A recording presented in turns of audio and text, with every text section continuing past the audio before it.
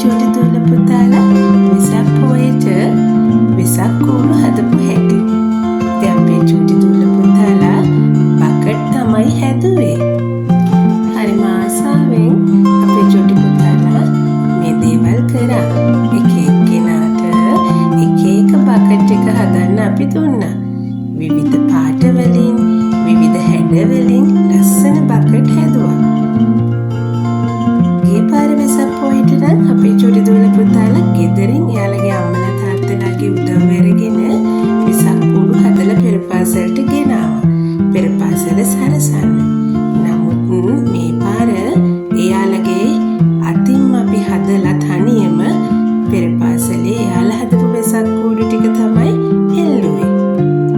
චූටි පැටව හරි ආසාවෙන් හරිම උද්‍යෝගයෙන් වෙසක් කූඩු නිර්මාණය කරා.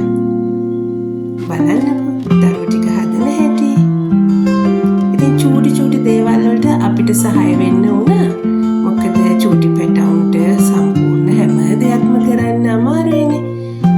පුළුවන් තැන්වල යාලා ඒ දේවල් හරියට කරා. ඉතින් අමාරු තැන්වල අපි ගුරුවරු හැටියට චූටි දරුවන්ට උදව් වෙන්න ඕනේ.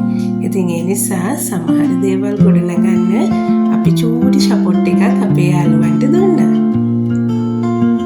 හරි කැමැත්තෙන් සතුටින් ලස්සන බකට් එකක් චූටි අතින් නිර්මාණය වුණා.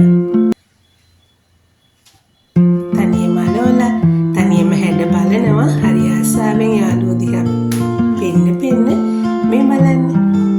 එයා හදපු වෙසක් බකට් එක පෙන්නනවා.